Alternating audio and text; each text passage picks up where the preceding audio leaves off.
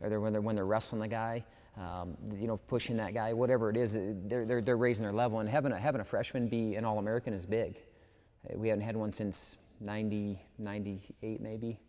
So that's a long time. But having a guy that was a freshman be an All-American, that helps every other freshman in our room.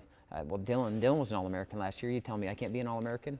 You know what I mean? So that helps pave the way. Kind of like the first All-American a couple of years ago with Bonet and Loader paved the way for the other guys. And now they know that they can do it in that room, and it's not a question, well, we think we can. Coach is telling us we can. It's not, no, we can. We've seen it. We've seen it. We've done it. I'm doing the things that Dylan is doing. Maybe I'm doing it at a higher level than him, or trying to do it at a higher level than him, and I know I can be prepared to make a splash in March. So he definitely raises the level of everybody else. And you know, having a freshman, like I said, having a freshman returning All-American, that's important for the program. And when you start getting 2 and 3 and 4 of those guys, you get 4 or 5 underclassmen All-Americans. That's when you start putting a team out there that everybody's like, okay, this team's for real. We better keep our eyes on these guys. Saturday, for the first time, you had the guys get down to weight and compete. You know, obviously it was inter-squad. So what did you take from that? I don't take a whole lot from inter-squad. Most of those matches are pretty boring. You know, one thing, some people try to read in those results a lot, but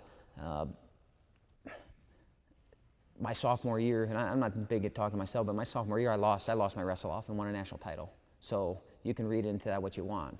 It's just how you take that. Do you move forward from it and use it as a learning experience, or do you kind of feel sorry for yourself? And the big thing, we had to get guys down to weight and get out here and compete and get in front of a crowd again. You know, I saw a few things that I really liked, but for the most part, I think it was what I expected.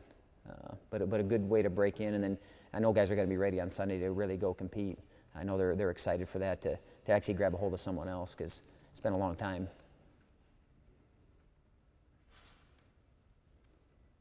How much is Levi going to be cracking the lineup again, and how much has he really learned from having to sit that year and having to wrestling so much to having to sit here?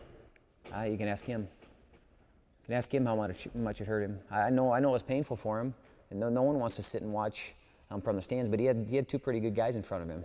You know, 2 guys that were All-Americans last year. You know, we'll see how he took it. I don't know. I've seen some good things, and then I've seen some things where he's got to raise his level another notch. You know, if he wants to go out the way he wants to, he's gonna have to raise his level another notch, and he knows that too, though. And hopefully he'll be the first one to tell you that.